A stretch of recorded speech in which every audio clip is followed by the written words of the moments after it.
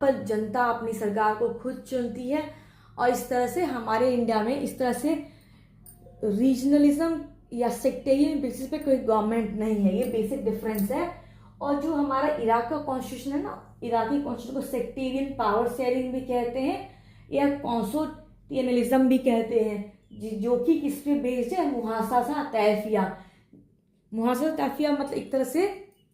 वहाँ के जो छोटे छोटे ग्रुप्स हैं या कम्युनिटीज हैं उनके ऊपर बेस्ड है वहाँ का कॉन्स्टिट्यूशन। और वो बेसिकली बहुत वीक है इन नेचर, जो कि ताश के पत्तों की तरह है, जिसको हम क्या बोल सकते हैं, कैसल ऑफ कार्ड्स भी बोल सकते हैं। इस तरह जिस तरह से ताश के पत्ते बिखरे होते हैं आपस में, बहुत कमजोर किला होता है उनका एक के ऊपर एक, उसी तरह से जो इराकी कॉन्स्टिट्यूशन है वो भी कैसल ऑफ कार्ड्स की तरह माना जा सकता है या कहा जा सकता है, क्योंकि वहाँ के कॉन्स्टिट्यूशन भी बहुत वीक है। तो छोटी छोटी कम्युनिटीज को बेस्ड है, अगर एक में झगड़ा होता है या दूसरे में झगड़ा होता है तो आपस में तीनों कम्युनिटीज लड़ सकती हैं और कॉन्स्टिट्यूशन के खिलाफ जा सकते हैं, इसलिए वहाँ के कॉन्स्टिट्यूशन बहुत वीक माना जाएगा। वहीं अगर हम जर्मन कॉन्स्टिट्यूशन की बात करें तो वहाँ पर जो है,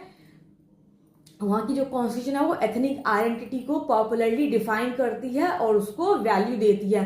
whereas in India it is not possible का ये है नहीं, इस तरह की कॉन्स्टिट्यूशन हमारे इंडिया में नहीं है। जबकि जर्मनी जैसी कंट्री में एथनिसिटी को मानते हैं और यही वहाँ की जो एथनिक आइडेंटिटी है वही जर्मन